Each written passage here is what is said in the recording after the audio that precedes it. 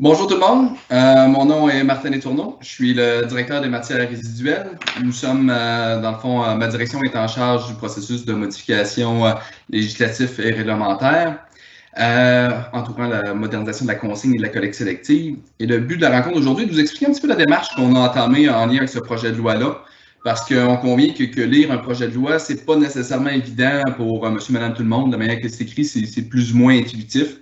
Donc, on va amener un maximum d'intervenants au même niveau. Le processus qu'on a mis en place, c'était un processus de co-création et il y a des intervenants qui sont un petit peu plus en avance que d'autres. Donc, on va amener tout le monde au même niveau et maximiser la compréhension de plusieurs personnes pour que leur intervention subséquente soit adéquate au niveau du processus de modernisation. La rencontre d'aujourd'hui se veut une première rencontre. Évidemment, le ministère veut se rendre disponible si jamais il y avait d'autres besoins subséquents pour répondre à d'autres interrogations ou aller un petit peu plus en profondeur avec différentes clientèles. Fait qu'on est intéressé à collaborer, tant nous que les différents partenaires. Donc, on travaille de front avec Recycle Québec, notamment ce processus-là de modernisation de la consigne et de la collecte sélective. Au niveau du déroulement de la rencontre d'aujourd'hui, grosso modo, 2 blocs principaux. Donc, un premier bloc de présentation qui va théoriquement durer un petit peu moins de la moitié de la présentation, donc peut-être 40 minutes environ. Donc, on va vous exposer les différentes facettes du projet, les étapes à venir. C'est 3 de mes collègues qui vont faire la présentation, donc Nicolas Boissel, Valérie Lefort ainsi que Marie Dussault qui vont présenter tour à tour certains pans de la modernisation. À la fin, il va y avoir une période de questions. Évidemment, on a un grand nombre de participants. Là, on m'indique qu'on approche déjà 200 participants en ligne et ça devrait continuer de monter. Donc, on ne peut pas se permettre d'avoir des interactions directement avec les différentes personnes à cause des enjeux de caméra, de micro. Donc, si vous bougez un peu votre souris, vous allez voir qu'il y a un onglet dans le bas pour poser des questions. Je vous invite à y inscrire des questions tout au long de la présentation. Et il y a quelqu'un qui est en arrière-plan qui fait justement une gestion des questions. On pourra y arriver à la fin et essayer de traiter un maximum de questions. Habituellement, il y a quand même beaucoup de questions, donc on va essayer de rassembler, d'unifier certaines questions ensemble pour couvrir tous les axes, mais il va y avoir d'autres documentations qu'ensuite de ça, on va rendre disponible si jamais on n'est pas capable de couvrir l'ensemble des questions dans le temps que nous nous sommes donnés. Je me dois aussi de faire une certaine mise en garde. Donc, la présentation d'aujourd'hui, c'est une présentation à la lumière du projet de loi qui a été déposé, mais il est présentement entre les mains des parlementaires et ça se peut que unification au projet de loi, que ce serait juste bon parce qu'on n'a pas la prétention de dire qu'on a la science infuse. Ça se peut qu'il y ait des améliorations au projet de loi, surtout suivant les interventions des différentes parties prenantes. Donc, il peut y avoir des bonnes suggestions. Ça peut évoluer. Donc, la présentation d'aujourd'hui qui est enregistrée, mais c'est en fonction du projet de loi déposé, non de possibles ajustements qui pourraient avoir lieu dans le temps. Donc, sans plus attendre, je commencerai tout de suite avec Nicolas Boissel pour qu'il commence sa présentation et on se revoit en cours de route pour les étapes subséquentes. Merci beaucoup, Martin. La présentation sur le chantier de la modernisation de la consigne et de la collecte sélective et plus particulièrement le projet de loi 65 va se dérouler comme suit. Vous avez ici le plan de la présentation. Je vais commencer par une brève mise en contexte en vous rappelant les annonces qui ont été faites par le gouvernement en début d'année de moderniser la consigne et la collecte sélective selon l'approche de responsabilité élargie des producteurs, puis vous expliquer aussi les raisons qui ont mené à ces annonces. Je vais poursuivre en vous résumant le principe de la responsabilité élargie des producteurs pour ensuite vous introduire au projet de loi 65 et vous présenter les grandes lignes du projet de loi. Par la suite, je vais céder la parole à ma collègue Valérie Lefort qui va vous expliquer les dispositions transitoires et finales du projet de loi qui s'appliquent à la collecte sélective, notamment au niveau de la transition des contrats municipaux. Elle va ensuite vous donner un aperçu de l'encadrement réglementaire à venir parce que à la suite du projet de loi, il est prévu qu'il y ait un projet de règlement qui soit élaboré au courant de la prochaine année pour encadrer les futurs systèmes. Elle va aussi vous donner un aperçu c'est ça, de l'encadrement réglementaire à venir, donc tout le détail, ce qui pourrait se retrouver dans ce règlement-là. Par la suite, la parole sera donnée à notre collègue Marie Dussault, qui va vous présenter les étapes à venir dans la modernisation des deux systèmes et l'échéancier qui est prévu pour réaliser ces 2 modernisations et aussi il va terminer la présentation en vous informant de tous les travaux qui sont en cours, qui sont réalisés finalement en parallèle là, aux travaux législatifs et réglementaires à venir, incluant tous les comités et les groupes de travail là, justement qui ont été mis en place là, et qui vont l'être sur ce dossier-là. Donc, la mise en contexte, pour commencer, vous rappelez que le gouvernement a annoncé les 30 janvier et 11 février dernier la modernisation de la consigne et la collecte sélective selon l'approche de la responsabilité élargie des producteurs. Dans le cas de la consigne, ça inclut l'élargissement de la consigne à tous les contenants de boissons de 100 ml à 2 litres inclusivement, et aussi l'augmentation et l'uniformisation des montants de la consigne, donc pour limiter le nombre de montants de consigne et rendre le système plus simple au niveau de sa mise en œuvre. Et dans le cas de la collecte sélective, ça inclut la possibilité de pouvoir réaliser des partenariats avec les municipalités et les communautés autochtones pour tous les services de proximité, notamment la collecte et le transport. Je fais une petite parenthèse là, pour la suite de la présentation. Lorsqu'on va mentionner les organismes municipaux, on va référer aussi aux communautés autochtones. Donc, pourquoi avoir annoncé la modernisation de la consigne et la collecte sélective? Pourquoi on veut faire ça? Si on commence par la consigne, c'est un système qui n'a pas subi de modification majeure depuis ses débuts en 1984, de sorte que l'incitatif du montant de la consigne finalement a diminué au fil du temps et les taux de récupération que l'on a observés stagnent à 70% depuis plusieurs années. Aussi, bon, tous les détaillants sont obligés de reprendre les contenants consignés, mais on sait qu'il y a plusieurs d'entre eux qui sont aux prises avec des enjeux d'entreposage, que ce soit au niveau de la salubrité, de l'espace ou de la main-d'œuvre. Ensuite, c'est un système qui vise essentiellement le contenu, donc les bières et les boissons gazeuses, et non le contenant. Et avec l'évolution importante des produits prêts à boire au Québec, on a observé une augmentation de la confusion. À savoir si un produit est consigné ou non. Par exemple, plusieurs boissons alcoolisées qui sont mises sur le marché, mais qui ne sont pas nécessairement de la bière, mais qui contiennent du malt. À ce moment-là, est-ce que c'est considéré de la bière ou pas? Ou par exemple, de l'eau pétillante. Dans certains cas, l'eau pétillante a une saveur, dans d'autres cas non. Est-ce que c'est considéré une boisson gazeuse ou non? Donc ça augmente la confusion. Et finalement, avec la consommation hors foyer, de plus en plus importante de différents types de contenants de boissons qui sont non consignés. Prenons l'exemple des bouteilles d'eau et des bouteilles de jus de petits et moyens formats qui sont de plus en plus populaires. En l'absence d'une consigne sur ces contenants-là qui inciterait à leur prise en charge à leur retour, leur récupération est beaucoup plus difficile.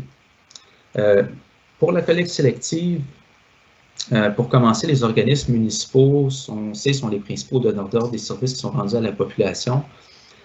Alors que les producteurs, ce qu'ils font, c'est compenser financièrement pour les services rendus, alors qu'ils n'ont aucun contrôle sur le système. Tandis que, bon, s'ils en étaient responsables, les producteurs seraient incités à améliorer le système pour le rendre plus performant et aussi pour en réduire les coûts.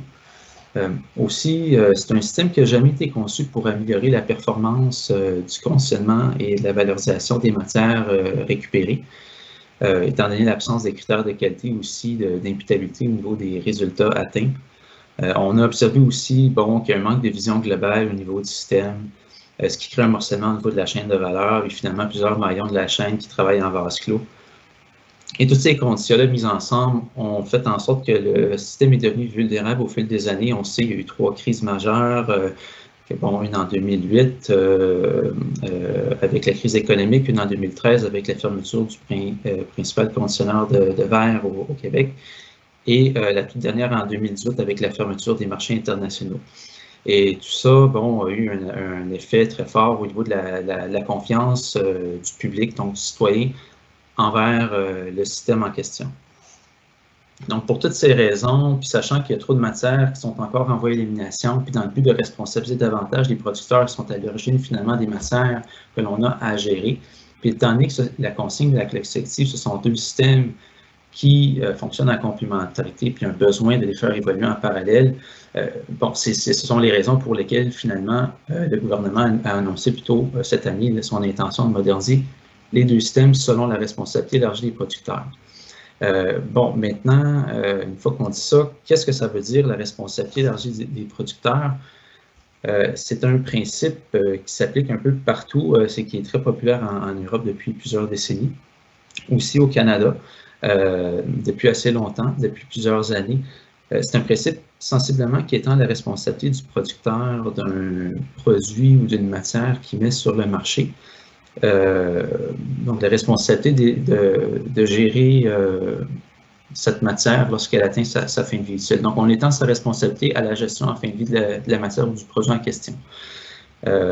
Donc, dans ce contexte-là, le producteur est responsable d'élaborer, mettre en œuvre et financer un système finalement qui va permettre de récupérer et valoriser le produit ou la matière en question dans un contexte ou dans l'esprit d'une économie circulaire et aussi en fonction des résultats qui sont attendus.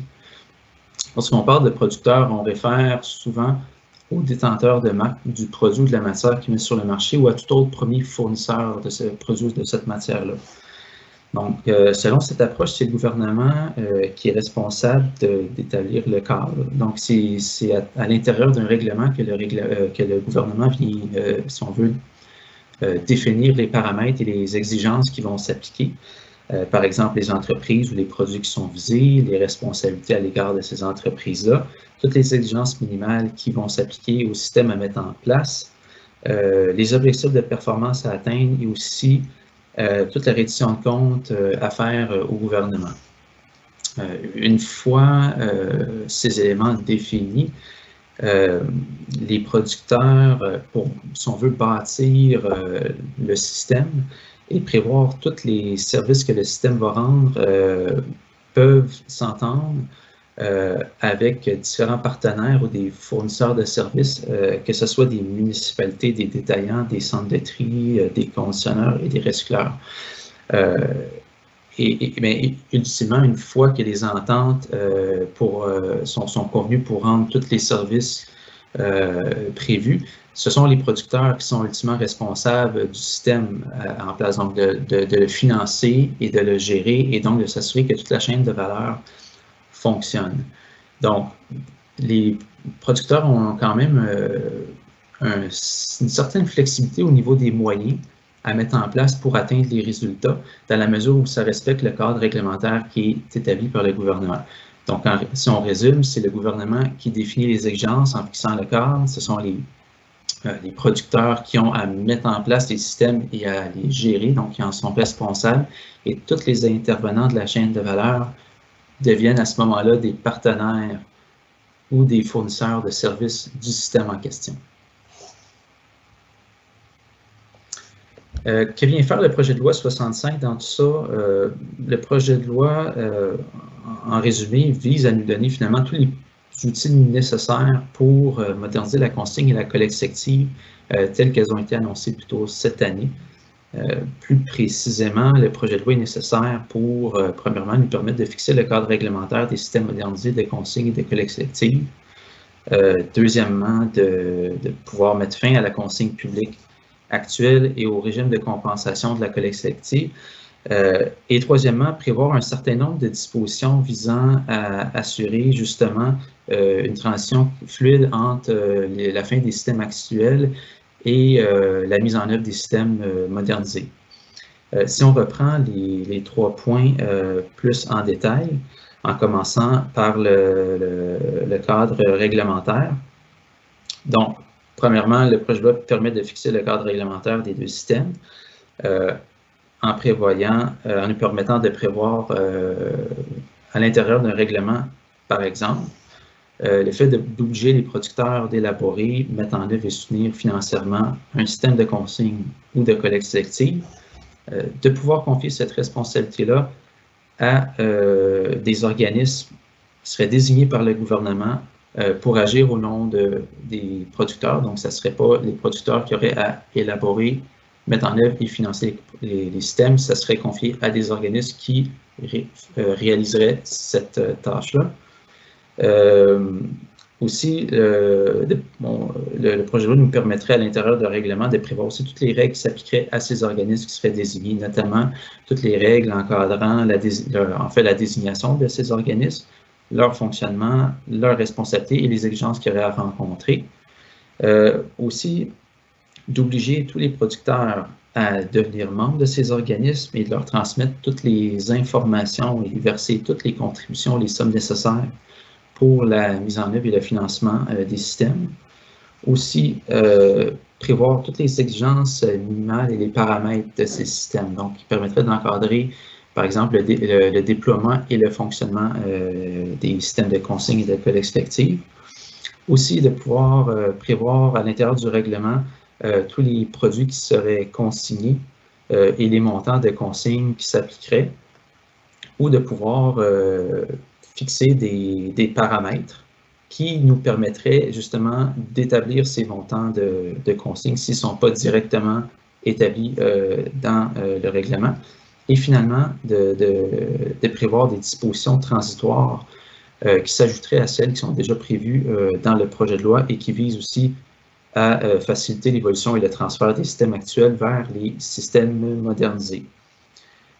Donc, ça, c'était le premier point principal. Le deuxième point, le projet de loi prévoit mettre fin à la consigne publique actuelle et au régime de compensation de la collecte sélective en abrogeant les dispositions législatives et réglementaires qui encadrent ces systèmes pour finalement que ces systèmes-là cessent d'exister au moment où les systèmes modernisés vont être mis en œuvre. Donc, pour éviter qu'il y ait deux systèmes de consigne qui fonctionnent en parallèle et deux systèmes de collecte sélective qui fonctionnent en parallèle. Et enfin, dans le but que ce transfert-là se fasse de façon fluide, le projet de loi prévoit des dispositions transitoires et finales, enfin un certain nombre de dispositions transitoires et finales, notamment pour nous permettre d'établir la date de fin des systèmes actuels. Dans le cas de la collecte sélective, le projet de loi prévoit déjà la fin du régime de compensation et la transition des contrats municipaux au plus tard le 31 décembre 2024. Je vais maintenant céder la parole à ma collègue Valérie Lefoy qui va vous expliquer davantage justement ces dispositions transitoires et finales prévues au projet de loi qui s'appliquent à la collecte sélective, notamment au transfert des contrats municipaux, et aussi pour vous donner un aperçu de l'encadrement réglementaire à venir.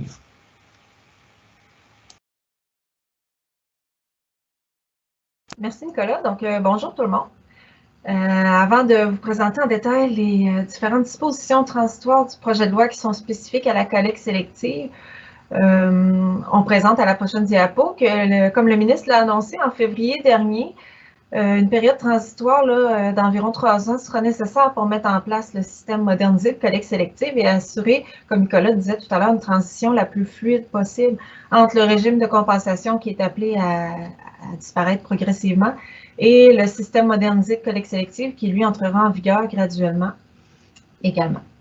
Donc, la transition devrait débuter en janvier 2022, soit suite à l'édiction de la réglementation prévue en décembre 2021 et se terminer aux alentours du 31 décembre 2024, c'est ce que le projet de loi prévoit présentement.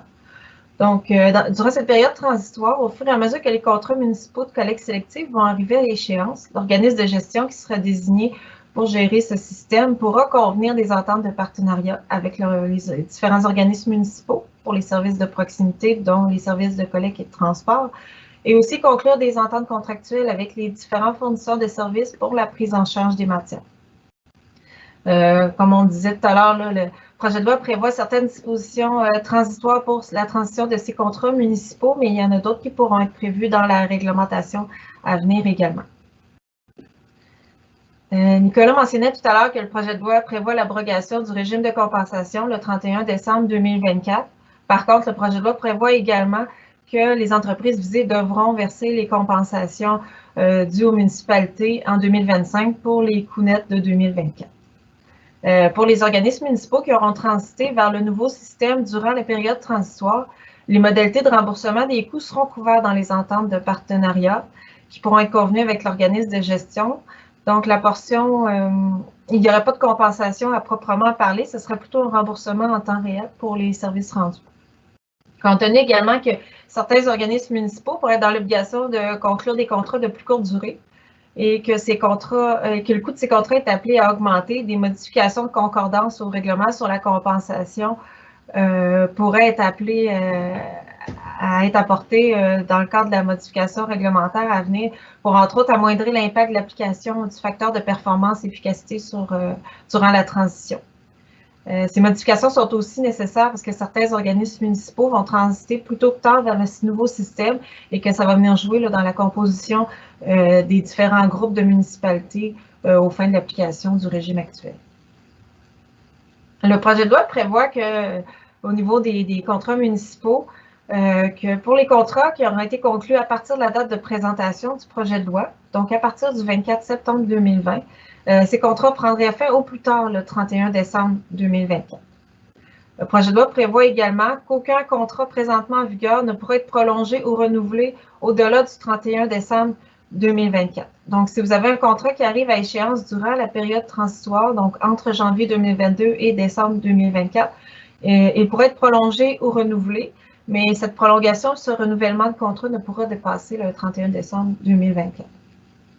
Pour les contrats qui auraient été conclus, je n'avais pas terminé l'autre diapositive, mais pour les contrats qui auraient été conclus avant le 24 septembre 2020 et dont l'échéance dépasse la date du 31 décembre 2024, le projet de loi prévoit que ces contrats pourront demeurer en vigueur jusqu'à leur terme, à moins que l'organisme municipal décide d'y mettre fin. Et il y aura des encadrements supplémentaires qui seront prévus dans la réglementation à venir pour ces contrats en particulier. Nous avons reçu plusieurs questionnements sur ces dispositions transitoires. Il semblait important de préciser ici que ces dispositions, comme Martin l'a mentionné d'entrée de jeu, ne seront applicables qu'au moment de l'application du projet de loi. Donc, les organismes peuvent actuellement conclure tous les contrats qu'ils souhaitent dans le respect, évidemment, des lois et des règlements applicables.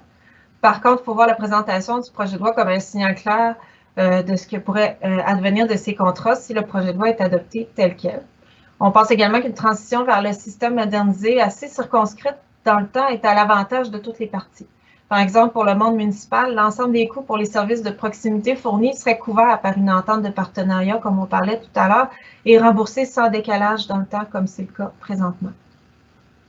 Par ailleurs, si des retards venaient arriver dans l'édiction de la réglementation qui est prévue actuellement en décembre 2021, le projet de loi prévoit la possibilité pour le gouvernement de reporter la date du 31 décembre 2024 à une date ultérieure. Cette disposition était nécessaire pour accorder un délai suffisant en fait pour assurer une transition dans un délai raisonnable.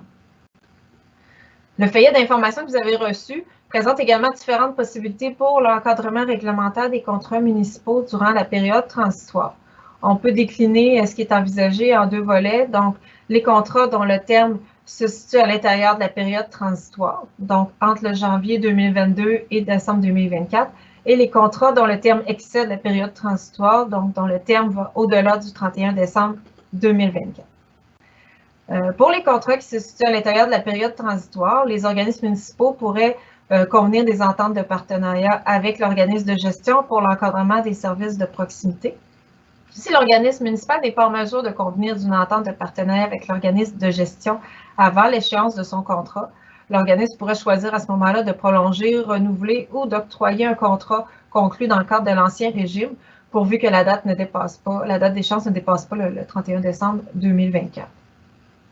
Pour les contrats dont le terme excède la période transitoire, le projet de loi prévoit qu'aucun prolongement ou renouvellement de contrat n'est possible. On peut changer de diapositive et le projet de loi prévoit également que ces contrats, que ceux qui auront été conclus avant le 24 septembre pourront demeurer en vigueur. Donc, comme on mentionnait tout à l'heure que le régime de compensation sera abrogé au 31 décembre 2024, la réglementation pourra venir prévoir que l'organisme municipal et l'organisme de gestion concerné conviennent d'une entente provisoire pour soit fixer les conditions de compensation des coûts assumés par l'organisme municipal, soit transférer complètement le contrat à l'organisme de gestion. La réglementation devra également prévoir les différents mécanismes de règlement des différends. Dans ce cas-ci, si aucune entente provisoire n'est convenue 6 mois avant la fin de la période transitoire, un processus de médiation devrait être amorcé. Si aucune entente provisoire n'est convenue 2 mois avant la fin de la période transitoire malgré le processus de médiation, ce qui est proposé, c'est qu'un arbitrage décisionnel sans droit d'appel soit enclenché. Une fois que le projet de loi sera adopté, le gouvernement aura donc le pouvoir habilitant nécessaire pour réglementer en vue de moderniser les systèmes de consigne et de collecte sélective. Le règlement viendra, comme Nicolas en parlait tout à l'heure, encadrer les conditions et les exigences minimales des nouveaux systèmes. Par exemple, le règlement devrait prévoir les matières qui seront visées, les entreprises qui sont assujetties. Pour le système de consigne, le règlement pourra également prévoir, comme le gouvernement l'annonçait en janvier dernier, que le système de consigne sera élargi à tous les contenants de boissons prêtes à boire de 100 ml à 2 litres et que les montants de consigne seraient augmentés et uniformisés. Le règlement viendra également préciser les conditions et les modalités qui seront applicables pour la désignation des organismes de gestion qui devront agir au nom des entreprises visées, que ce soit par exemple en matière de représentativité, de gouvernance et de fonctionnement. Actuellement, l'intention du gouvernement est de désigner 2 organismes distincts, soit un pour la consigne et un pour la collecte sélective. Pour le système de collecte sélective, il est envisagé de prévoir dans la réglementation la désignation également d'un organisme de gestion pour la période transitoire qui devra s'amorcer dès le début de l'année 2022. Et cet organisme devra composer donc avec la coexistence à la fois du régime de compensation et l'entrée en vigueur du système modernisé de collecte sélective. C'est également dans le règlement que les responsabilités et les obligations des entreprises visées et celles de l'organisme de gestion seront définies. Par exemple, le règlement pourra prévoir que les entreprises visées devront être membres de l'OGD, de lui transmettre les informations requises et lui verser les contributions nécessaires au financement du système modernisé. Pour les organismes de gestion, le règlement pourra venir prévoir les objectifs de récupération et de recyclage et les pénalités applicables le cas échéant, et prévoir aussi les obligations en matière, par exemple, d'éco-conception, de gestion locale et de développement de nouveaux débouchés. La reddition de comptes annuelle sera également prévue dans la réglementation. Considérant qu'il y aura des matières visées par un système qui pourront se retrouver dans l'autre, par exemple des contenants consignés qui pourraient se retrouver dans la collecte sélective, la réglementation devra venir prévoir également les mécanismes d'arrimage et d'ajustement entre les systèmes de consigne et de collecte sélective. On a parlé tout à l'heure également qu'il y aura des dispositions transitoires également dans la réglementation. Pour la consigne, le règlement pourra venir déterminer les personnes qui seront tenues de percevoir et rembourser la consigne et de reprendre les contenants, et venir également définir toutes les exigences minimales en matière de points de retour. Pour la collecte sélective, c'est la réglementation qui va venir également encadrer les grands paramètres des ententes de partenariat entre l'organisme de gestion désigné et les organismes municipaux, et les contrats également avec les différents fournisseurs des services. Par exemple, l'organisme de gestion pourrait proposer aux organismes municipaux de nouveaux regroupements pour la desserte d'un territoire de façon à optimiser les services de proximité et assurer un meilleur contrôle des coûts. Le règlement devrait aussi venir encadrer les mécanismes de règlement différents pour toutes les situations où les nouveaux systèmes exigeront des ententes. Nous avons parlé tout à l'heure des mécanismes possibles de règlement différents pour les ententes provisoires, pour les contrats qui auront été conclus avant le 24 septembre 2020 et dont l'échéance dépasse le 31 décembre 2024. Mais les systèmes impliquent d'autres types d'ententes pour lesquels il faudra prévoir des mécanismes de règlement des différents. Donc voilà, il y a beaucoup d'informations, ça fait un bref survol des dispositions transitoires et finales du projet de loi et des paramètres réglementaires à venir. Je vais céder la parole maintenant à ma collègue Marie Dussault qui va vous présenter les étapes, l'échéancier et les travaux en cours.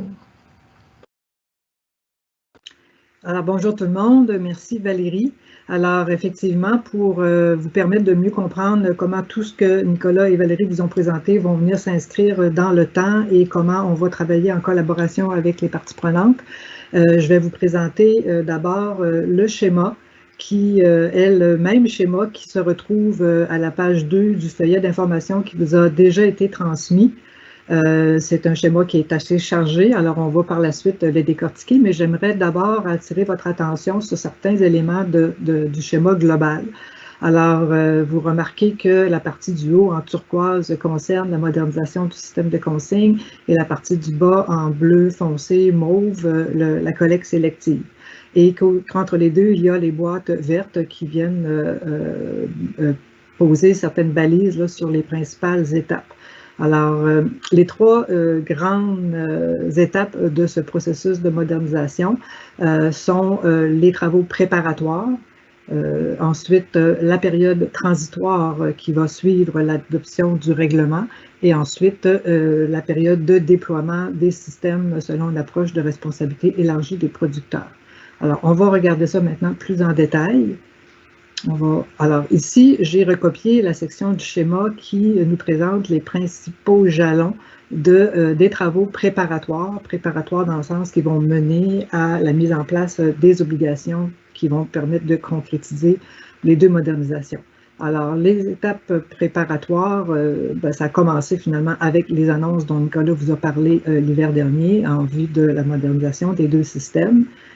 Et ensuite, la concrétisation de tout ça s'est amorcée en septembre dernier avec le dépôt du projet de loi à l'Assemblée nationale. Alors, on est présentement rendu là où la petite flèche verticale verte nous indique, c'est-à-dire dans l'amorce des travaux parlementaires à proprement parler, qui devrait nous mener à l'adoption du projet de loi vers la fin de l'automne.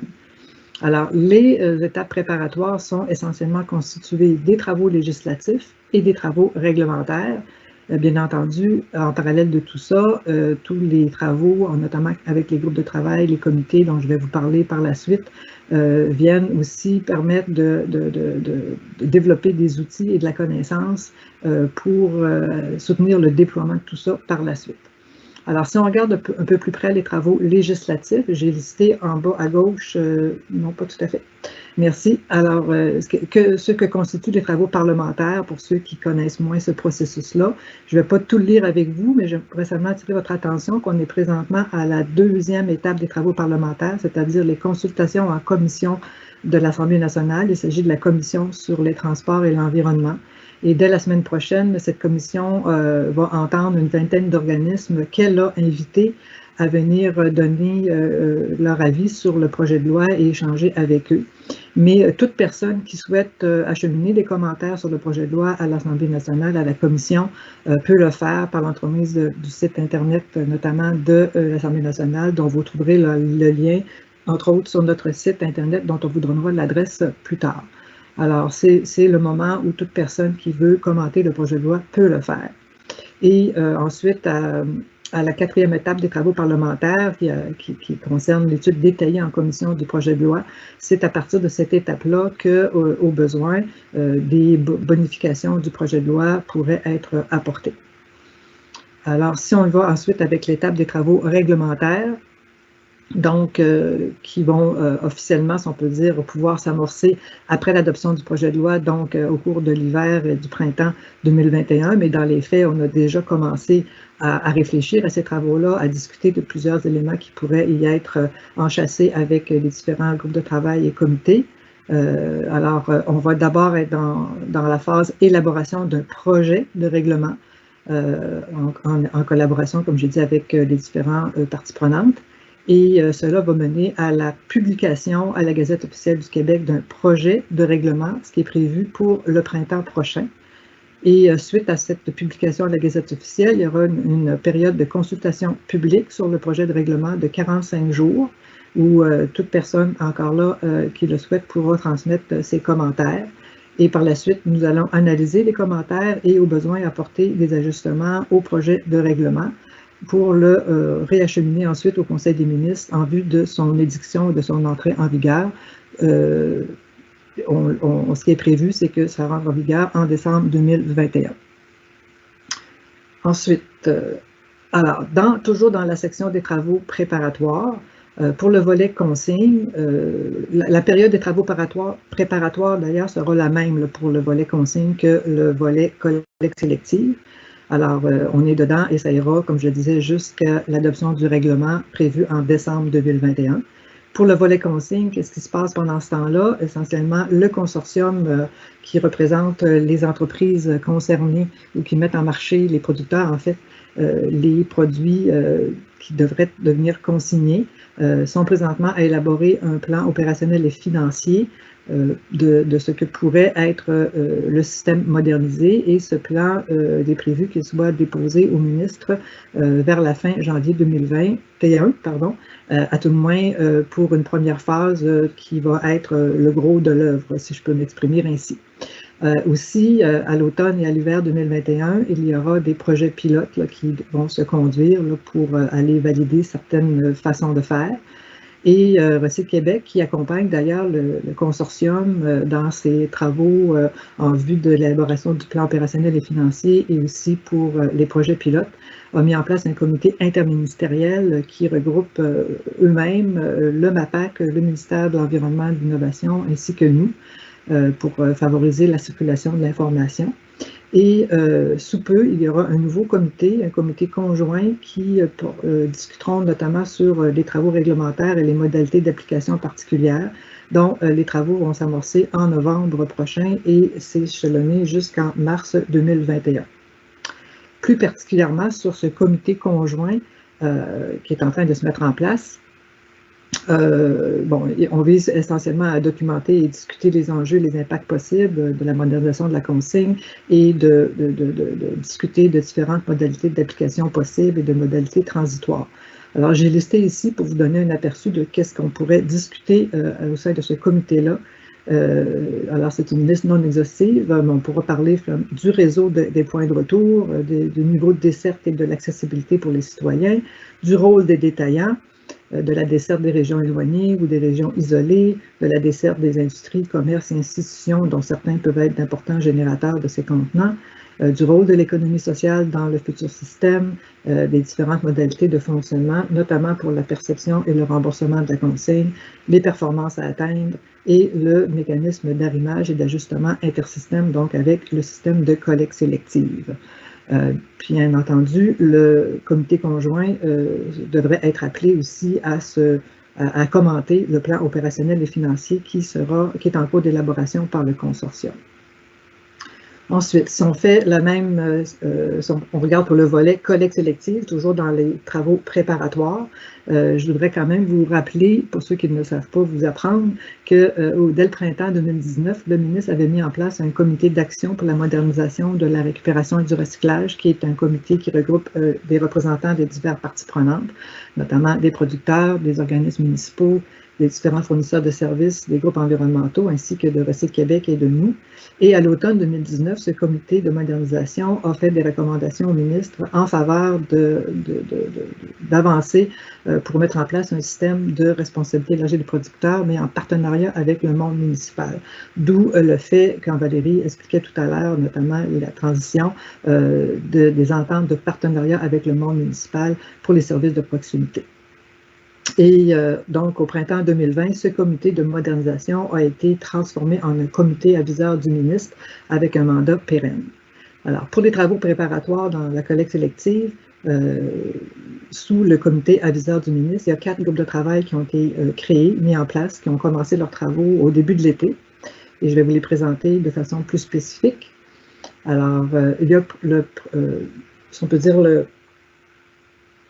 le rôle global, je ne donne pas le mandat précis de chacun des groupes de travail, mais globalement, les 4 groupes de travail doivent contribuer pour la réalisation de travaux pour établir l'état des lieux, développer différents outils en vue de la transition, documenter les impacts possibles de la modernisation, recommander des mesures d'encadrement ou des modalités d'application régulières ou transitoires et, de façon générale, alimenter les réflexions entourant les travaux législatifs et réglementaires. Alors, le groupe de travail numéro 1, il est sous la responsabilité de Recyc Québec et il concentre ses travaux sur tout ce qui entoure les centres de tri.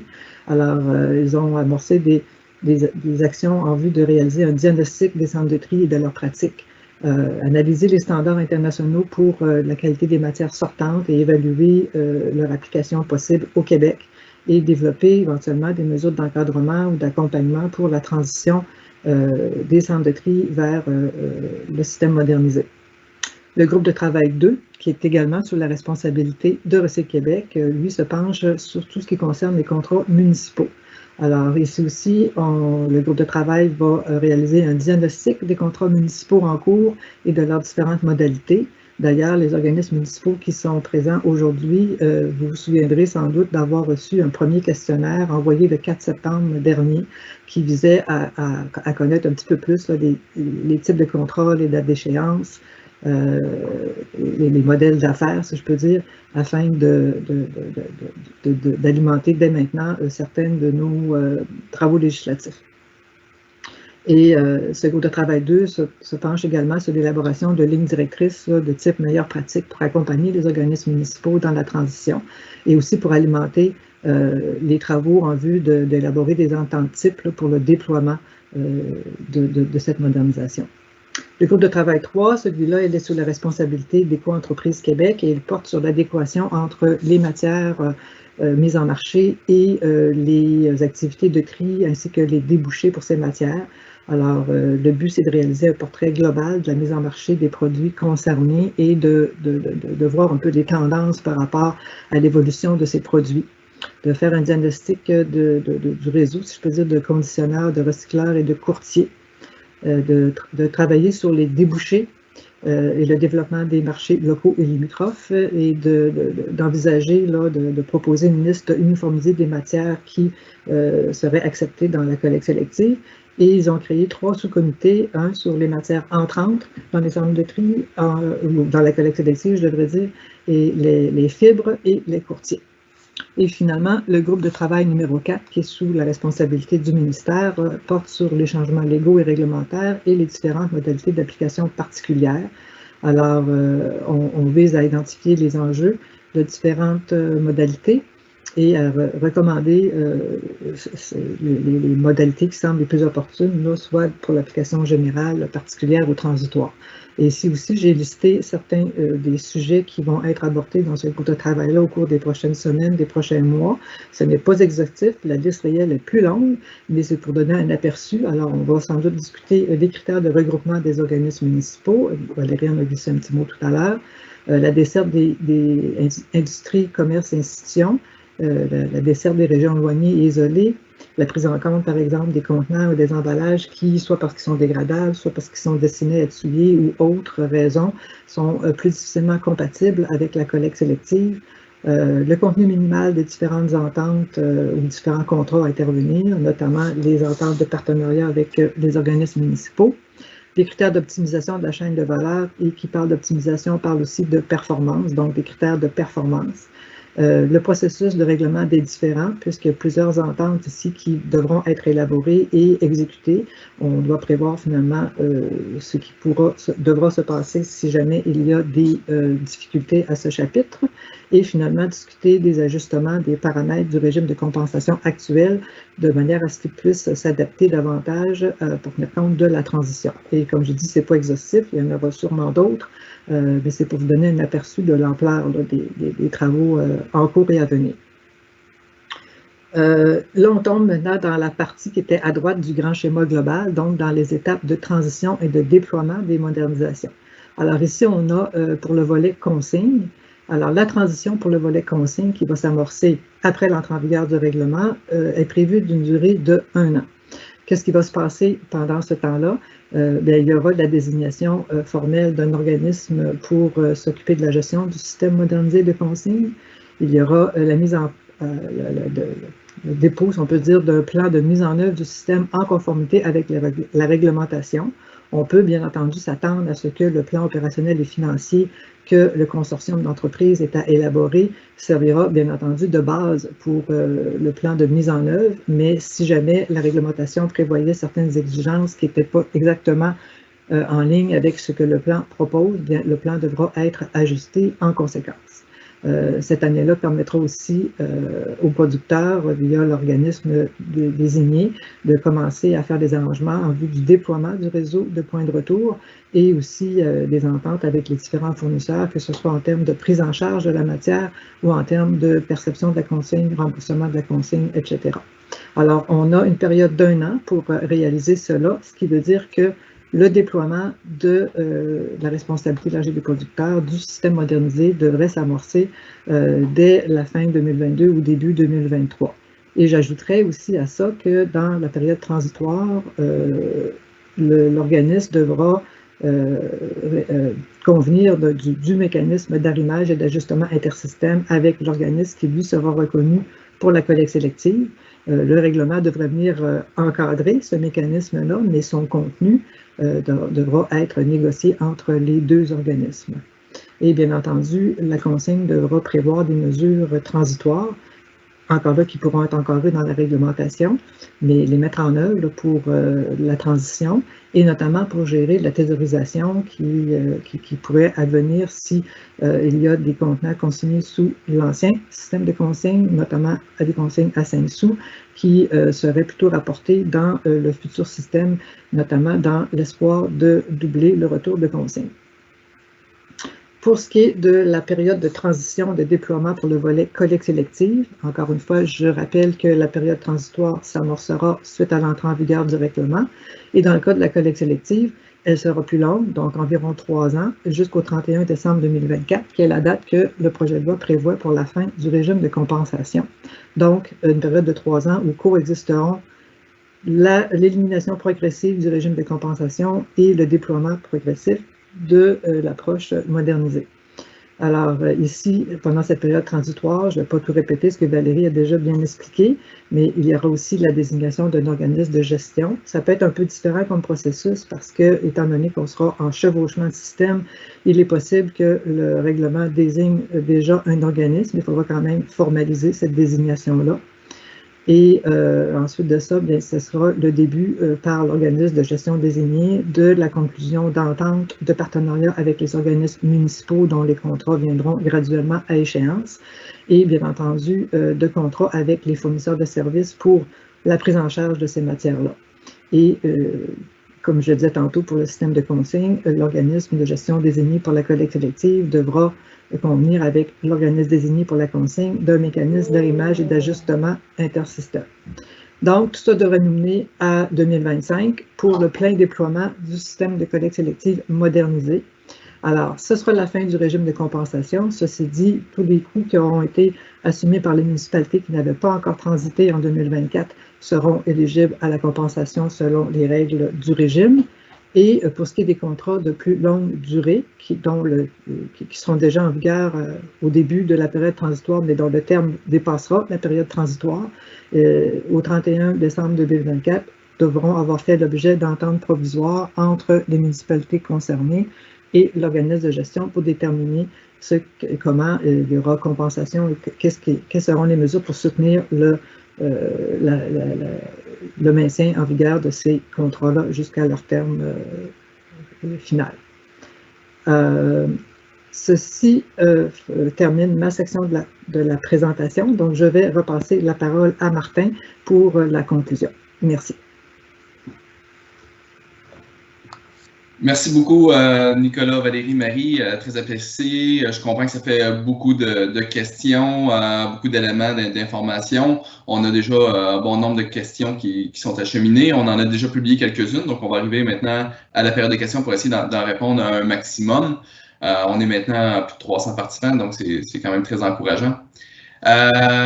On a eu des questions d'entrée de jeu si des présentations enregistrement du webinaire seraient disponibles en ligne. Oui, on a mis une adresse courriel ici au bas de la dernière page, donc vous allez pouvoir aller rechercher l'ensemble de ces enregistrements-là, de ces présentations-là, et on va mettre en continu aussi d'autres documentations au fur et à mesure qu'elles seront produites, notamment des questions et réponses. Vous posez de bonnes questions aujourd'hui, donc on va essayer de bonifier ces documents-là pour essayer de répondre à un maximum de questions. Le petit feuillet d'information aussi qu'on vous a partagé, vous allez pouvoir le retrouver à cet endroit-là.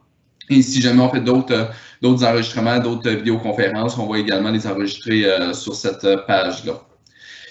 Ce qui nous amènerait maintenant à la période de questions pour environ une quarantaine de minutes. Donc, on en a déjà quelques-unes qui ont été sélectionnées. Donc, la première question serait pour Nicolas.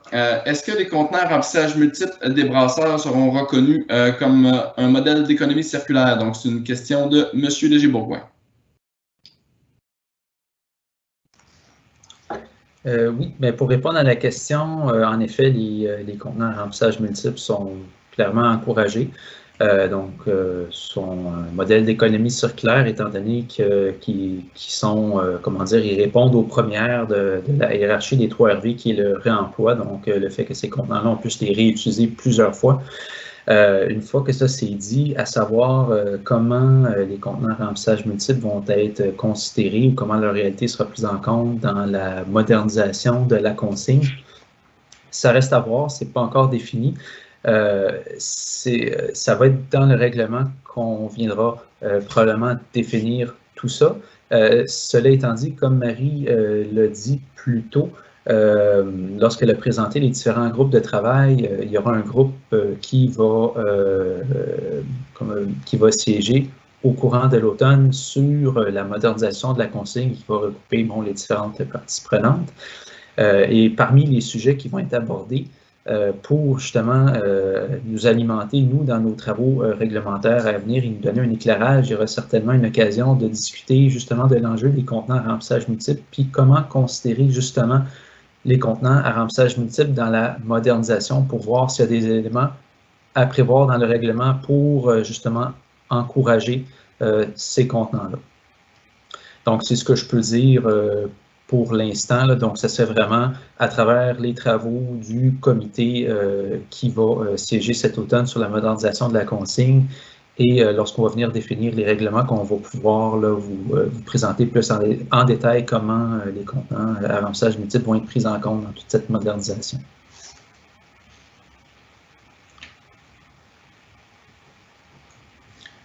Merci beaucoup, Nicolas. Très apprécié. On a maintenant une question de M. Chaput de la MRC de Roussillon. M. Chaput nous demande, le projet de loi prévoit obliger les producteurs à devenir membres du ou des organismes. J'imagine que les entreprises pourraient mettre en place un système interne qui respecte le règlement, comme les autres REP en place. Marie, est-ce que tu pourrais répondre à cette question-là, s'il vous plaît? Oui, effectivement. D'entrée de jeu, j'aimerais quand même signaler que même si dans la modernisation consigne et collecte sélective, on est, comme pour d'autres catégories de produits, dans une approche de responsabilité élargie des producteurs, il y aura quand même des nuances d'apporter, notamment par le projet de loi, pour faire en sorte qu'il y a certaines règles qui pourraient différer un peu. Ceci étant dit, encore là, il y a beaucoup de choses qui seront déterminées soit par la réglementation ou que la réglementation permettra à un organisme de gestion désigné de déterminer. Donc, d'emblée, on ne peut pas exclure qu'il puisse y avoir des systèmes, si on peut dire, à l'intérieur d'un grand système qui soient envisageables. Par contre, on va devoir s'assurer que ces systèmes-là fonctionnent et performent. Donc, si de tels systèmes sont autorisés, soit par nous ou soit en vertu des dispositions qui seront mises en place par l'organisme de gestion, on peut s'attendre à ce que ces activités-là doivent quand même faire l'objet de reddition de comptes et de performance pour contribuer à l'atteinte des objectifs. Et on doit aussi éviter que ces systèmes-là soient déployés de façon, si on peut dire, je vais dire décousus, et deviennent un petit peu, des fois, comme des réseaux parallèles au système encadré par le règlement, ce qui fait en sorte que ça peut venir, d'une part, complexifier et apporter beaucoup de confusion, mais aussi un petit peu empêcher d'avoir une vision globale et l'atteinte des résultats, ou à tout le moins de la certitude de l'atteinte des résultats. Donc, pour l'instant, ce n'est pas encore tout à fait clair pour ce qui est des contenants, emballages, imprimés et journaux, mais ça sera encadré dans la réglementation, à savoir si c'est possible ou pas, ou si c'est une latitude qu'on accorde à l'organisme pour lui-même gérer de telles situations.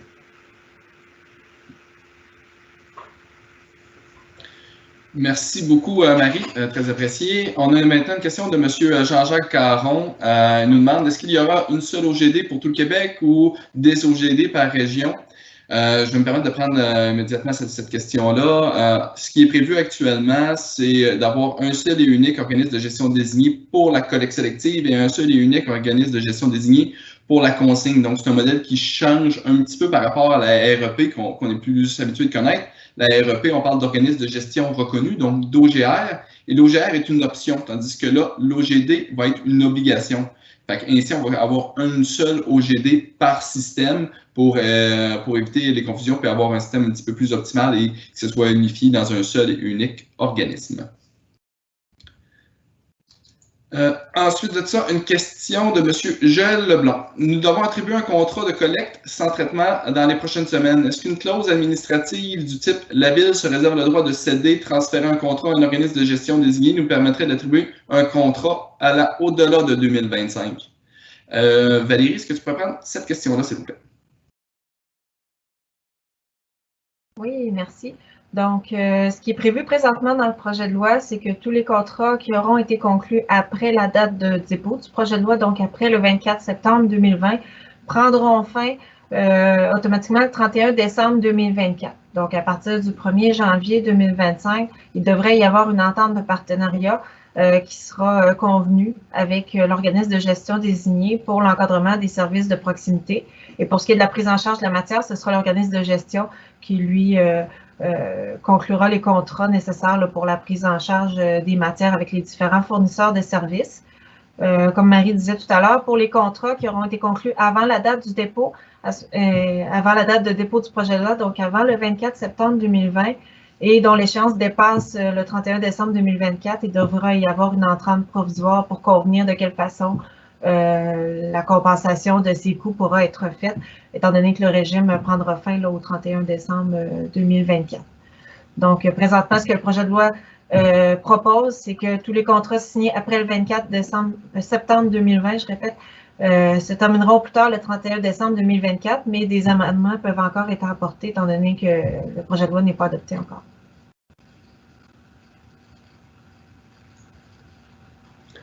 Merci Valérie. J'avais une autre question pour toi, une question de Karel Ménard. Qu'adviendra-t-il des conteneurs par rapport volontaire des contenants de verre mis en place par plusieurs municipalités au Québec? Merci. Donc, dans une approche de responsabilité élargie des producteurs, c'est la responsabilité entière du système sur l'ensemble du territoire va revenir aux producteurs et à l'organisme de gestion. Donc, ce sera à lui de convenir les meilleures façons d'encadrer les services de proximité en partenariat avec le monde municipal.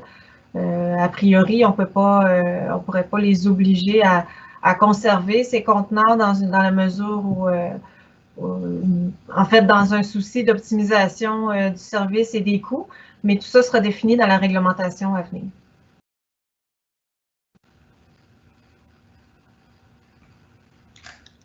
Merci beaucoup, Valérie. Une autre question, anonyme cette fois. L'adoption du projet de loi est prévue pour quand? Évidemment, on ne peut pas présumer des travaux des parlementaires, c'est complètement indépendant et on a un grand respect pour le travail qu'ils feront. Actuellement, on estime, selon notre expérience, qu'ils devraient avoir fini les réflexions vers le mois de décembre, mais évidemment, ce délai-là leur appartient entièrement et nous, on va s'ajuster en fonction de ce délai-là. Mais en mois de décembre environ, c'est ce qu'on estime pour le moment. On a maintenant une question de M. Morneau. Vous parliez de projet pilote dans le cadre de la consigne dès cet automne. Qui est en charge de désigner ces projets pilotes? Nicolas, est-ce que tu peux prendre cette question-là, s'il vous plaît? Oui, merci Martin. Pour répondre à la question, un rappel de ce que Marie a mentionné plus tôt. Parmi les travaux là, préparatoires sur la consigne, bon, il y a un consortium de producteurs visés par la modernisation de la consigne là, et donc de l'élargissement de la consigne qui travaille justement à l'élaboration d'une proposition d'un plan opérationnel et financier du futur système qui doit être déposé en hiver 2021 au gouvernement et qui va nous servir là, justement d'input pour aussi en parallèle aux travaux du comité qui va être en place cet automne pour les travaux réglementaires. Donc, pour les alimenter dans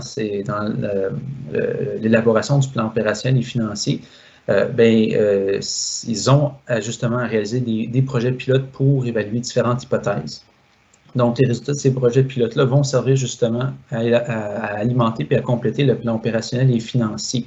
Donc, ce sont des projets pilotes qui vont être réalisés cet automne, qui vont probablement se poursuivre à l'hiver. Et ça va être vraiment le consortium des producteurs qui vont choisir les projets pilotes qui vont finalement être retenus pour justement évaluer les différentes hypothèses là, pour lesquelles ils ont besoin des réponses pour élaborer leur plan opérationnel et financier.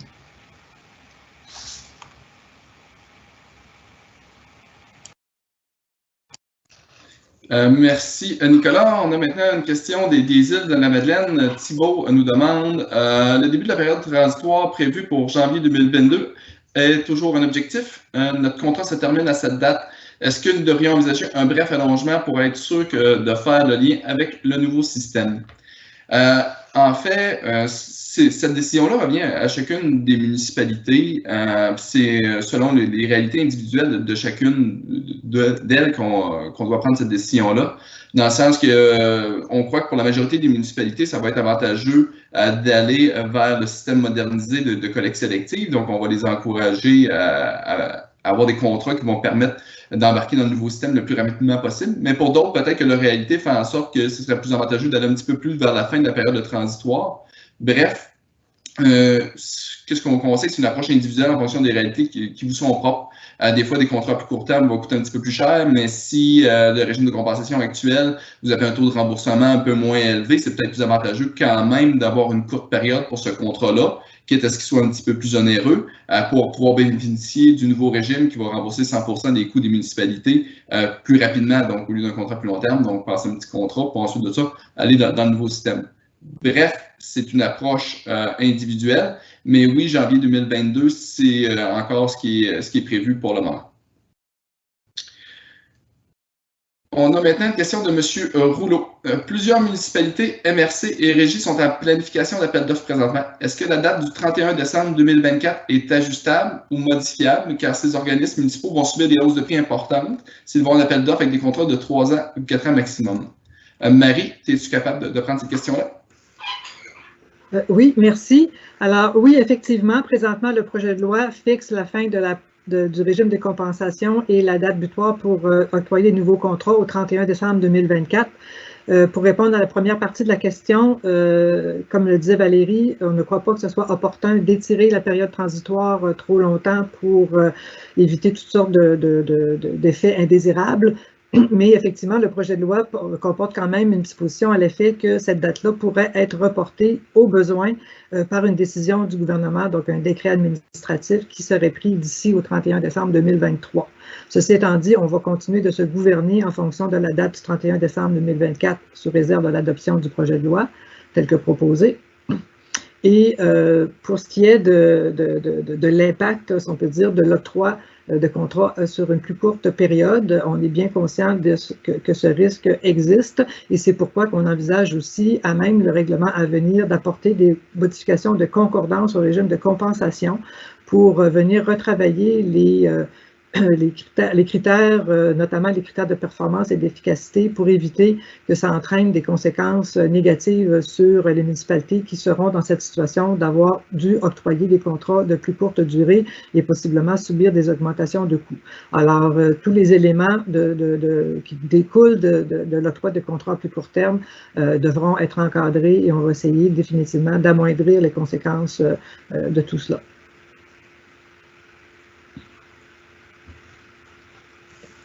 Merci Marie. Nous avons maintenant une question de M. Vézina. Dans la loi sur la vente et la distribution de bières et de boissons gazeuses dans les contenants à remplissage unique, on donnait une exemption pour le retour des contenants aux entreprises pour consommation sur place. Est-ce que cette exemption sera maintenue? Nicolas, est-ce que tu peux aborder cette question-là, s'il vous plaît? Oui. Bon, est-ce que l'exemption sera maintenue? Bon, j'ai pas le choix de vous dire que je peux pas le dire à ce moment-ci si ça va être maintenu ou pas, parce qu'on est à l'étape du projet de loi, donc à l'étape de nous donner les pouvoirs habilitants pour fixer ce que l'on a besoin de fixer dans un futur règlement pour encadrer ces nouveaux systèmes-là. Donc, ça va être vraiment dans le règlement à venir qu'on va définir exactement si les contenants qui sont consommés sur place seront exemptés ou devront être pris en charge, mais de manière différente. À ce moment-ci, ce n'est pas encore défini. Je répète un peu ce que j'ai dit en réponse à une autre question. Bon, il y aura un comité, comme on l'a dit à quelques reprises, il y aura un comité sur la modernisation de la consigne qui va entamer ses travaux à l'automne, qui va regrouper différentes parties prenantes concernées pour aborder différents enjeux qui vont nous aider, nous, à nous alimenter, à nous éclairer sur, justement, la manière dont ces éléments-là devraient être abordés dans la réglementation à venir pour bien encadrer les systèmes. Et toute la notion de la consommation sur place, que ce soit dans les restaurants, dans les hôtels ou dans les événements publics, va être abordée à ce moment-là. Donc, ça va être l'occasion pour voir s'il y a une manière de les encadrer d'une certaine façon dans la réglementation ou voire même de prévoir une exemption. Donc, ça va être à ce moment-là qu'on va avoir plus de détails.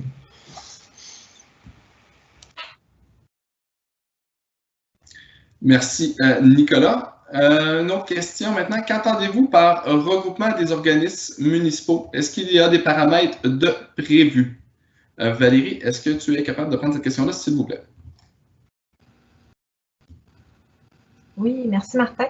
Donc, présentement, il y a environ 560 contrats municipaux de collecte sélective au Québec. Donc, il y a une certaine rationalisation, optimisation là, qui va s'imposer dans le cadre du système modernisé de collecte sélective.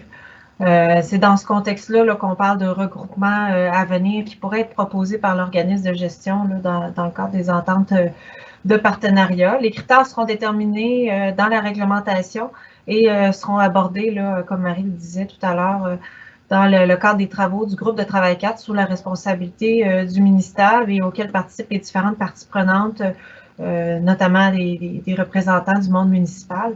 Et il devront y avoir aussi une certaine flexibilité dans ces critères pour tenir compte des réalités régionales, notamment des régions éloignées.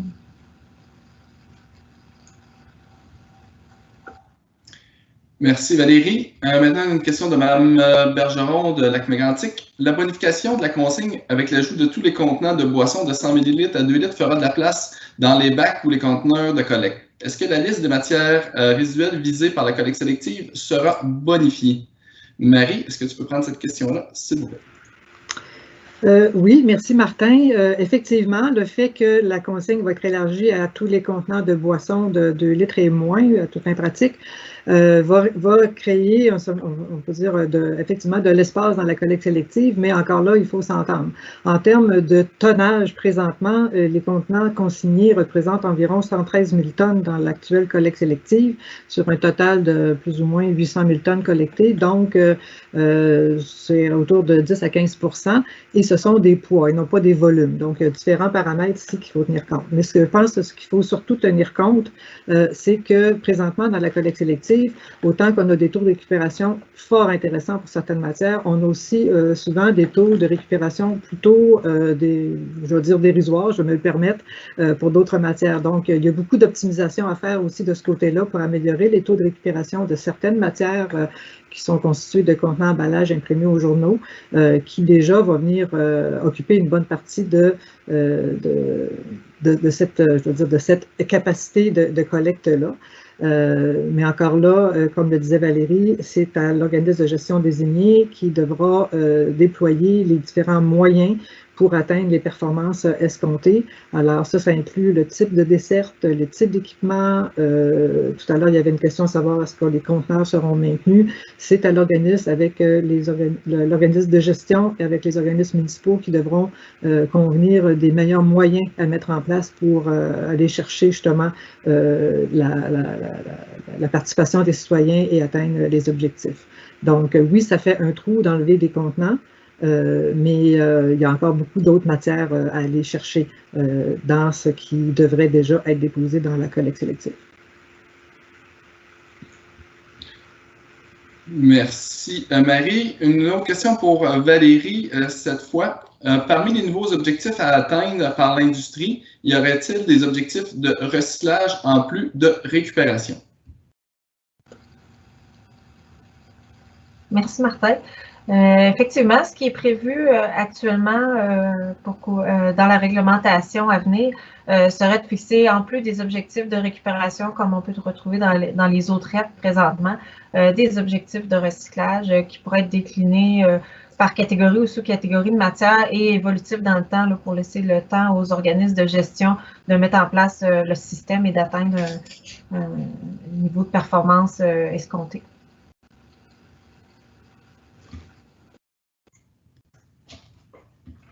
Merci Valérie. Maintenant, une autre question pour Marie cette fois. Les organismes municipaux pourront-ils déterminer les modalités de collecte, par exemple la fréquence, le type de contenant de collecte, les unités desservies? J'aimerais plus de détails sur les implications de ce nouveau système sur la gestion contractuelle et la qualité des services assurés par l'organisme municipal. Oui, merci Martin. Bon, alors ce qu'il faut comprendre dans le système modernisé, c'est qu'en vertu des ententes à venir de partenariat entre l'organisme de gestion désigné et les organismes municipaux, c'est que sous réserve de certains éléments d'encadrement qui seront fixés dans le règlement et qui se veulent quand même assez de haut niveau, là, à savoir que dans le règlement, on va sûrement venir déterminer finalement quels sont les éléments qui minimalement doivent être abordés dans des ententes de partenariat. L'essentiel du comment du quand, du qui va être davantage déterminé dans sa fameuse entente de partenariat, justement pour laisser quand même de la flexibilité pour tenir compte des différentes réalités et façons de faire au sein des différents organismes municipaux. Donc, sous réserve des organismes municipaux qui pourraient être appelés à se regrouper, plutôt que de peut-être continuer de faire affaire soit une municipalité locale seule ou des régies qui comportent plus ou moins grand nombre de municipalités ou de populations. Les choix de fréquence de collecte, le choix des types de contenants, la desserte du territoire, à savoir est-ce qu'on fait seulement du résidentiel, est-ce qu'on fait une partie des ICI. Alors, sous réserve des dispositions réglementaires, des exigences réglementaires que l'organisme de gestion devra respecter, ça sera des éléments qui seront discutés dans les ententes de partenariat. Et justement, un des buts du partenariat, c'était pour essayer d'arriver à un meilleur arrimage que possible entre ce que la municipalité doit offrir comme service à sa population par rapport à ce que comment la collecte sélective vient s'inscrire dans tout cela. Alors, dans les approches de responsabilité élargie des producteurs, le gouvernement ne veut pas aller trop loin dans la détermination fine des moyens. Elle veut laisser de la flexibilité aux différentes parties impliquées de trouver les meilleures solutions.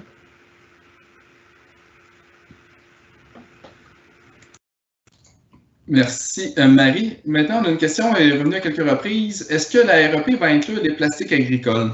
Je vais la prendre. Dans le fond, les plastiques agricoles, présentement, font l'objet d'une réflexion indépendante. On est en train de revoir les modalités du règlement sur la valorisation et on va possiblement prévoir un élargissement tel qu'initialement prévu à certaines catégories de matières.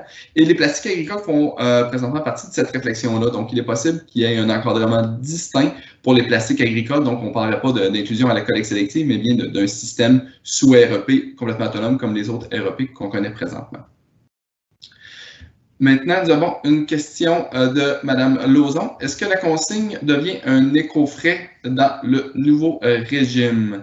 Donc, Nicolas, est-ce que tu serais capable de prendre cette question-là de Mme Lauzon, s'il vous plaît? Oui, merci Martin. Il faut vraiment distinguer la consigne de l'éco-frais parce que la consigne est un montant qui est affiché séparément du prix du produit et qui est entièrement remboursable. L'éco-frais, ce qu'il faut comprendre, c'est que l'éco-frais, c'est sensiblement le manque à gagner pour financer le système et qui est à la charge des producteurs. Donc, c'est les producteurs qui ont assumé le manque à gagner pour assurer que le système se finance et qui peuvent, s'ils le souhaitent, transférer ce manque à gagner-là dans le prix du produit qu'ils vendent, mais de manière à ce que ça soit internalisé dans le prix. Donc ça, c'est l'éco-frais. Dans le cas de la consigne, le système, on s'entend que, on s'attend à ce que le système se finance tout d'abord par la vente des matières, et aussi par les consignes qui ne sont pas remboursées par les gens qui auront décidé de ne pas ramener leurs contenants consignés, de plutôt déposer les contenants dans le bac de récupération. Donc, ça va être les deux façons qui vont, les deux principaux revenus du système de consigne. Et si ces deux revenus-là ne suffisent pas pour couvrir l'entièreté des coûts du système, donc ce manque à gagner-là va être assumé par les producteurs. Donc, ça va être à l'organisme de gestion désigné d'aller chercher les contributions nécessaires aux producteurs de consignes qui vont être membres de l'organisme pour financer le système. Et ça va être cette contribution-là qui va, en quelque sorte, être l'éco-frais. Donc, il faut vraiment distinguer là, la consigne de l'éco-frais. Ce sont deux choses complètement différentes.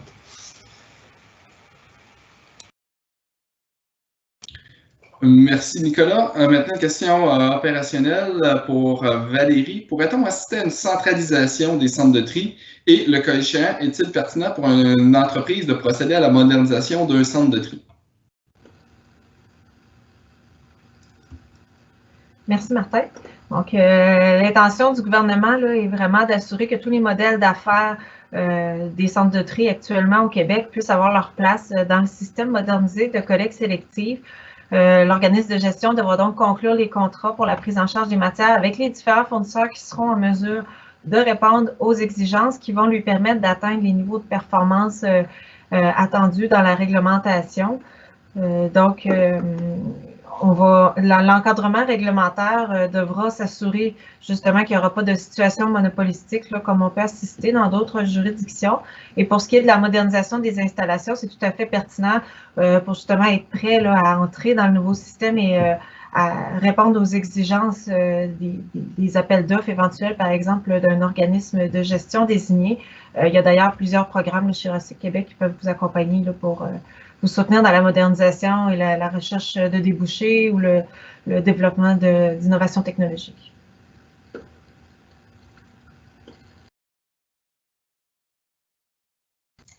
Merci Valérie. Nous avons une autre question ici. Comment peut-on transmettre un mémoire si nous ne participons pas aux consultations particulières et auditions publiques sur le projet de loi 65?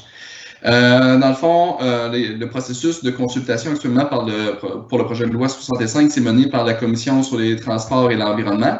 Donc, c'est vraiment l'Assemblée nationale que le tout entre les mains. Et sur le site, dans le fond, de la CTE, il y a un endroit où on peut envoyer, où ce que vous allez voir, où ce qu'on peut déposer le lien. On va mettre les éléments tous sur la page web du ministère. Vous allez pouvoir y accéder plus facilement. Mais sur le site web de l'Assemblée nationale, dans la Commission transport et environnement, il y a des indications comment transmettre des commentaires. Maintenant, une question. Comment la disposition des points de dépôt, au niveau des points de dépôt sont envisagés? Car 400 points de dépôt pour tout le Québec, avec pas assez de points, les comptants risquent de se retrouver dans le bac, surtout en région. Donc, Nicolas, pour répondre à cette question-là, dans le fond, comment on prévoit encadrer les points de dépôt pour l'ensemble du Québec? Oui, donc les 400 points de dépôt, ça c'est une hypothèse qui avait été présentée lors des annonces qui ont été faites plus tôt cette année.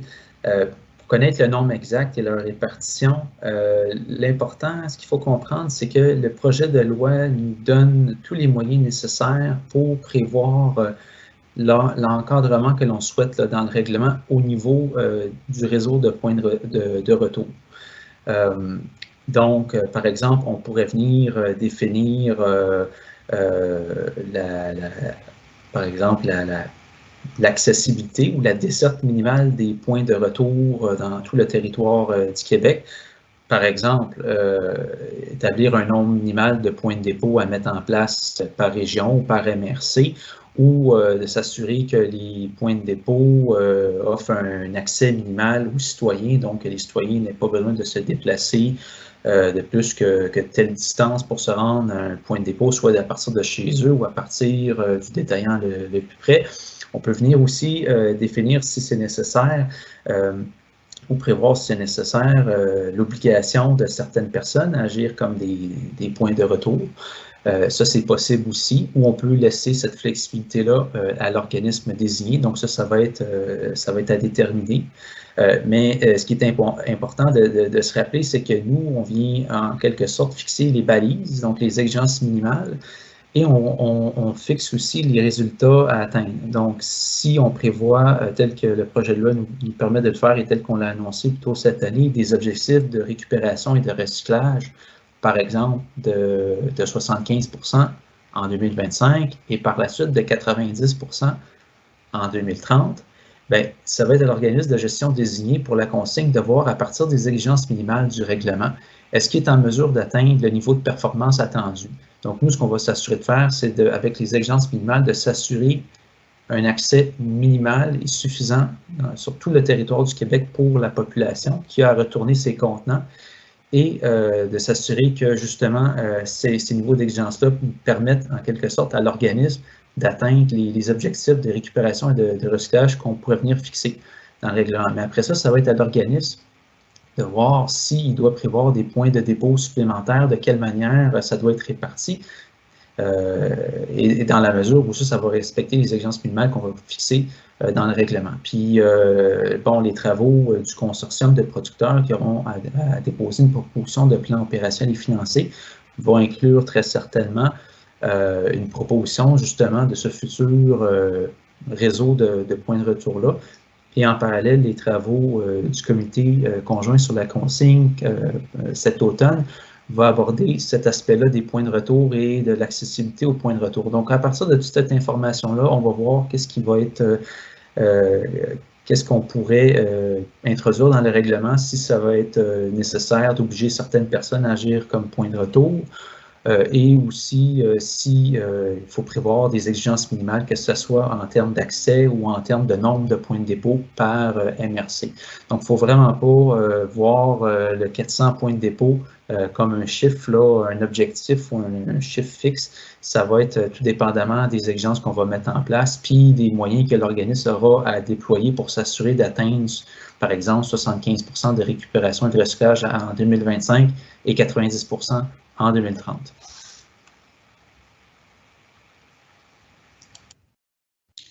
Merci beaucoup, Nicolas. Je tiens à mettre un petit peu d'emphase sur un point que tu as avancé, puis tu l'as très bien dit. Dans le fond, comme je l'ai mentionné d'entrée de jeu, les travaux actuellement de modernisation de la consigne de la collective, c'est en partenariat avec l'industrie.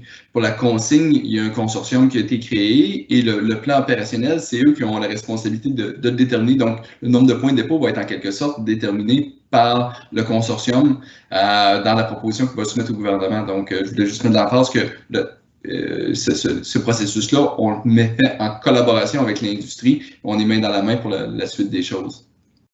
Une autre question qui revient encore au niveau des contrats municipaux que je donnerai à Marie cette fois. Est-ce qu'un contrat alloué par une MRC en début 2020 ayant comme date d'échéance décembre 2024 sera honoré au complet? Oui, alors si c'est un contrat qui a été octroyé avant la date de présentation du projet de loi à l'Assemblée nationale, c'est-à-dire avant le 24 septembre 2020, donc s'il a été octroyé, disons, dans la première partie de 2020, peu importe sa date d'échéance, je dirais, il pourra se réaliser au complet. Ceci étant dit, si la date d'échéance est avant le 31 décembre 2024, il restera sous la couverture, si je peux dire, du régime de compensation des municipalités. Et si il vient à échéance après le 31 2024, bien, pour la poursuite du contrat qui va au-delà du 31 décembre 2024, il devra faire l'organisme municipal concerné devra faire conduire d'une entente provisoire avec l'organisme de gestion désigné pour le soutien, déterminer les conditions de soutien de la poursuite de ce contrat-là. Si un contrat est octroyé toujours avant le 24 septembre 2020, donc potentiellement dans la première partie de 2020, et que son échéance est quelque part pendant la période transitoire, disons en 2023, bien à ce moment-là, dès que le règlement est adopté, que l'organisme de gestion est désigné, ils pourront commencer leur démarche pour convenir d'une entente de partenariat pour la poursuite des activités de collecte sélective après la fin du contrat municipal qui est déjà en place. J'espère que j'ai couvert toutes les différentes situations, là, mais... Merci Marie. Oui, je crois que tu as couvert beaucoup de situations. Maintenant, une question de M. Vézina pour Nicolas. Est-ce que le PL 65 prévoit aux nouvelles OGR pour la consigne de percevoir des éco-frais et une consigne différenciée remboursée en partie? Donc, Nicolas, c'est quoi qui est prévu au niveau de la consigne, au niveau du financement du système? Dans le fond, je pense que c'est ça le sens de la question ici. Ce qui est prévu, puis ce que le projet-là va nous permettre de faire, c'est justement de permettre, en confiant la responsabilité de la gestion du système à un organisme désigné là, par le gouvernement pour agir au nom des producteurs. Donc, de prévoir, dans un règlement, la possibilité que l'organisme puisse justement financer le système, puis pour ça, pouvoir percevoir toutes les contributions ou on peut dire les éco-frais nécessaires pour financer le système s'il y a un manque à gagner. Donc, tous les producteurs qui vont devenir membres de l'organisme auront, sur la base de ce qu'elles vont vendre comme produit et du coût qui est requis pour gérer leur contenant, percevoir là, les éco-frais qui vont s'appliquer dans leur cas. Donc, ils vont faire les versements à l'organisme qui va percevoir toutes les sommes des producteurs pour financer le manque à gagner du système. Donc ça, la perception de l'éco-frais est prévue. Et après ça, une fois que les producteurs versent les contributions nécessaires à l'organisme pour lui permettre de financer le système, il revient aux producteurs de déterminer après ça si ils souhaitent absorber ces frais-là ou le transférer dans le prix du contenant de boissons qu'ils mettent sur le marché. Si c'est le cas, c'est sûr qu'il faudra que ça soit internalisé, donc faire partie intégrante du prix du produit qui va être affiché. Il n'est pas prévu, par contre, qu'il y ait de consignes différentielles. Là. Donc, le but, c'est que ce soit une consigne qui soit entièrement remboursable. Et s'il y a un manque à gagner, c'est à travers les contributions des producteurs membres de l'organisme que le financement va se faire pour boucler la boucle.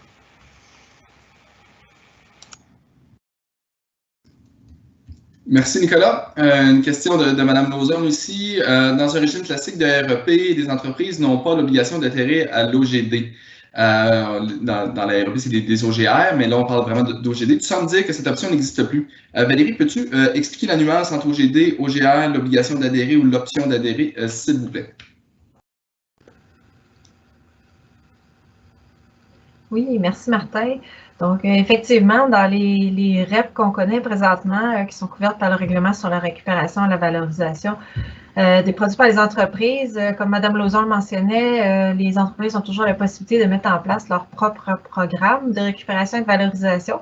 L'intention du gouvernement dans le cas de la modernisation des systèmes de consigne et de collecte sélective, c'est vraiment qu'il y ait un organisme de gestion désigné pour chacun des deux systèmes. Donc, il n'y aurait pas de place à des organismes individuels et une multitude d'organismes qui ne permettraient pas d'arriver aux objectifs fixés par la modernisation. Au niveau de la reconnaissance des organismes versus la désignation.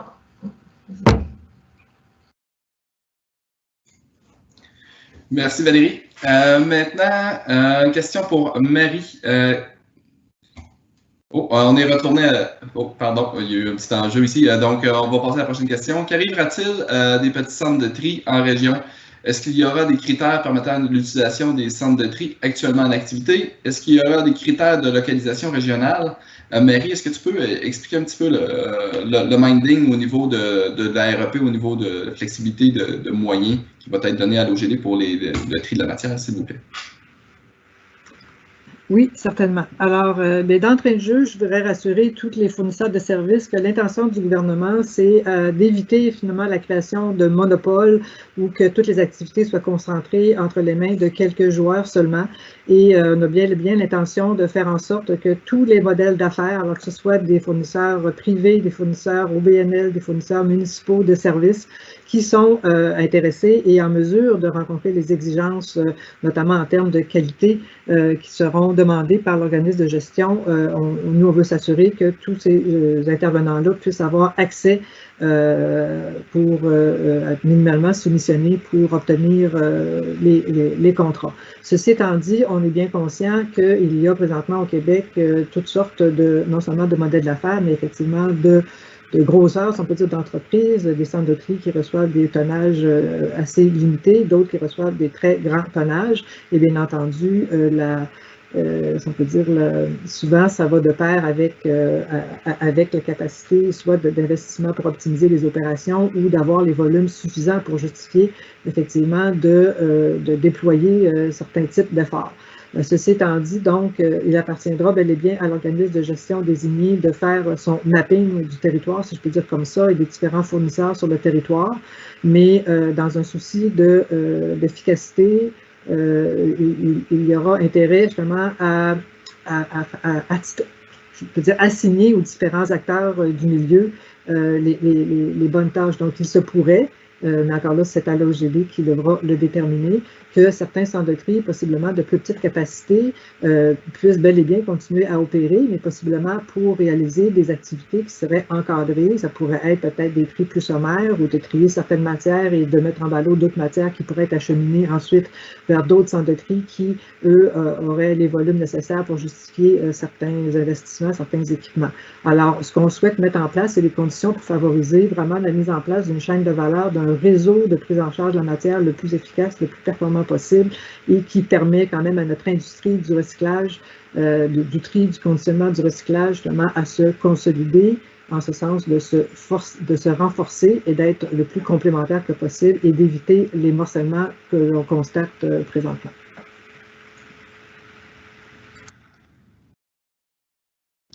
Merci beaucoup, Marie. Je vois le temps filer. On a énormément de questions. On a quasiment une centaine de questions qui ont été soumises. Comme je l'ai mentionné, on ne prévoyait pas avoir le temps de répondre à toutes les questions, mais on va prendre une dernière question afin de respecter le temps qui était alloué. Donc, la dernière question, encore pour Marie. Quel organisme gouvernemental sera responsable de surveiller les 2 OGD qui vont gérer la collecte sélective et la consigne? Est-ce que ce sera Recyc Québec?